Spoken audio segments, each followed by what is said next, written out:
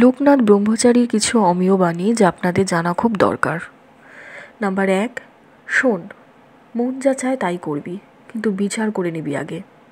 Number 2, যদি আমার প্রতি কোনো কৃতজ্ঞতার ভাব অন্তরে অনুভব করিস তো আমাকে ভিক্ষা দিস। দিন দরিদ্র আর সম্বলহীন অনাথের জন্য দয়া করে যা হাতে তুলে দিবি, জানবি বতা একমাত্র আমিই পাবো। আমি ছাড়া যে আর কেউ নেই রে। নাম্বার 3, আমি নিত্য জাগ্রত, তোদের সুখে সুখী, তোদের দুঃখে দুঃখী। আমার বিনাশ নেই, আমি অবিনশ্বর, আমি আছি আছি আছি। নাম্বার 4, যতক্ষণ তোর অসন্তোষ ততক্ষণই তোর দারিদ্র। নাম্বার 5, গুরু কে? গুরু স্বয়ং ভগবান। স্বয়ং ভগবান ছাড়া কেউ গুরু হতে পারে না। নাম্বার 6, যারা ঠিকভাবে শ্রদ্ধাপূর্ণ চিত্তে আমার শরণ নেবে তারাই আমার কৃপা উপলব্ধি করবে। নাম্বার 7, যোগযুক্ত হও, শ্বাস ও প্রশ্বাসের জপই হলো যোগ। নাম্বার 8, তার উপর নির্ভর করে সুখ দুঃখ বা লোকের গঞ্জনার দিকে লক্ষ্য না করে, কাকেও দুঃখ না দিয়ে আপনার কাজ করে যাও। নাম্বার 9, তোরা জাগতিক চাওয়া নিয়েই ভুলে থাকিস না, সত্য লাভ করার জন্য চেষ্টা কর। আমার কৃপা তোদের সাধনপথকে সুগম করে তুলবে।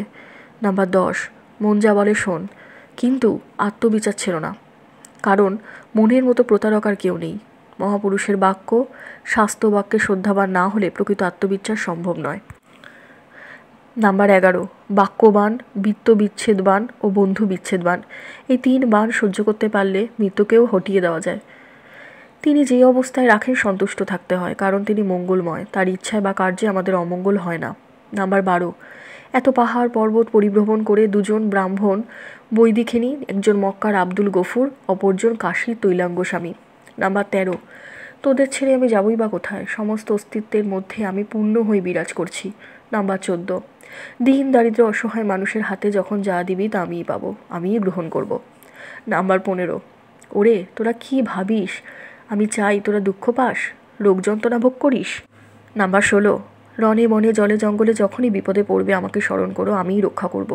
নাম্বার 17, আমার দান ছড়ানো পড়ে আছে, কুড়িয়ে নিতে পারলেই হলো।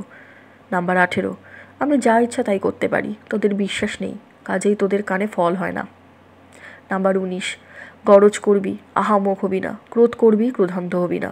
নাম্বার 20, সর্বদাই আনন্দে থাক, আনন্দে থাকায় শ্রী ভগবানকে নিয়ে থাকা। নাম্বার 21, জগতে যখন মানুষের শরীর নিয়ে এসেছিস তখন 10-এর সেবা করে তাদের প্রসন্ন করে জীবন সার্থক করে নে, এতে তোরও মঙ্গল, জগতেরও মঙ্গল। নাম্বার 22, সংসারে থেকে সাধন ভজন করা কঠিন বলে অনেকের ধারণা। সংসার বাইরে নয়, সংসার মানুষের মনে, কিন্তু সংসারে থেকেও যদি কারো মনে সংসার না থাকে তবে তার আবার ব্যাঘাত কিসের? অহংকার যে পথেই আসুক সাধন পথের বিঘ্ন। নাম্বার 23, যাকে ভাবার জন্য এত যোগ সাধনা, এত ভক্তি, তিনি শুধু মন্দিরে প্রতিষ্ঠিত বিধর্গের মধ্যে না, সাধু মহাপুরুষদের মধ্যেই সীমাবদ্ধ, তিনি যে সবের মধ্যেই আছেন। নাম্বার 24, বহু বছর পাহাড় পর্বত ঘুরেছি, কিন্তু ঈশ্বরের সঙ্গে আমার দেখা হয়নি। আমি দেখেছি আমাকে, আমি বন্ধ আছি কর্মে অর্থাৎ সংসারে, সংসার বদ্ধ আছে জিহ্বা ও তার উপথ্যে। যে এই দুটিকে সংযম করতে পারে সেই কেবল সিদ্ধিলাভ করতে পারে। নাম্বার 25, আমি পাহাড় পর্বত পরিভ্রমণ করে বড় একটা ধন কামাই করেছি, কত বরফ ও শরীরের উপর দিয়ে জল হয়ে গিয়েছে, তোরা বসে খাবি আর আমার নাম জপ করে পরিত্রাণ পাবি। ধন্যবাদ।